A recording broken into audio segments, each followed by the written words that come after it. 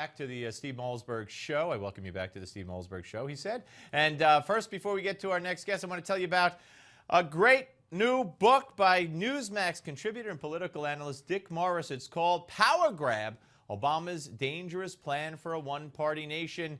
I strongly urge you to get yourself a copy of this #1 Amazon bestseller. Go to powergrab411.com to get your copy now. Do it now, he said. Powergrab411.com. And joining us now is David Bozell, Executive Director of ForAmerica. And David, welcome, sir. Hey, Steve. How you doing, man?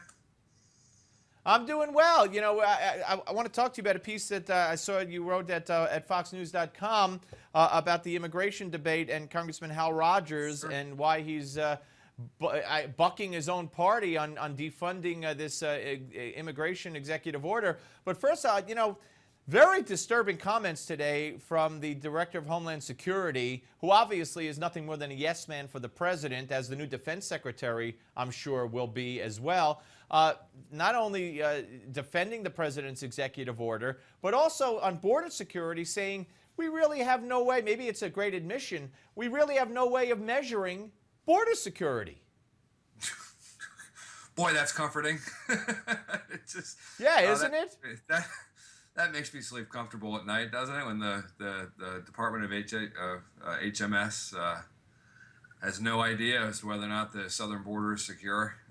That's kind of par for the course with these guys.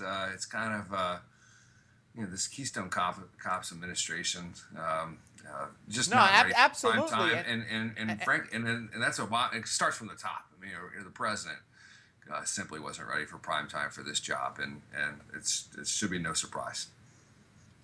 Okay, now let's turn to what you wrote about, which is certainly related, and that is that you have Congressman Hal Rogers, and you start your piece by saying, memo to Hal Rogers, if you fund President Obama's executive amnesty plan, you will own it with him.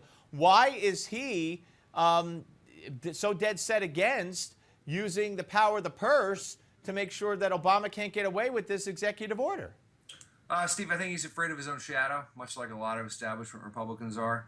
Let's spin it forward to today, just a few hours ago, when Speaker Boehner had his weekly press conference, and he said that the executive amnesty order was, and I'm quoting the Speaker of the House here, a serious threat to our Constitution.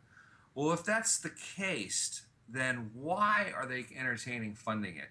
And I don't care if it's a short-term budget deal or a long-term budget deal. That is irrelevant to me. These guys ran countless thousands of television ads promising that they would stop Obama's executive amnesty order dead in its tracks. That's what they all campaigned on. And they have a moral obligation, frankly, to live up to the promises that they made during this campaign season.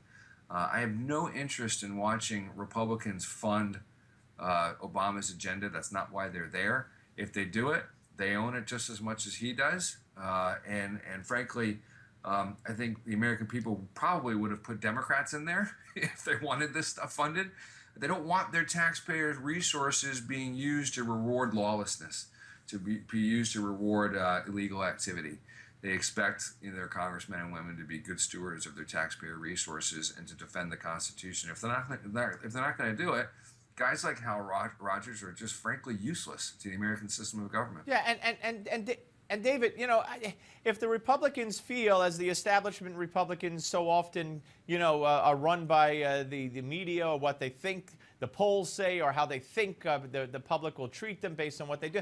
Every poll showed before the executive order, the people didn't want it. Show after the executive order, the people don't want it. So I don't even know what they could be afraid of. You said he's afraid of his shadow, but right.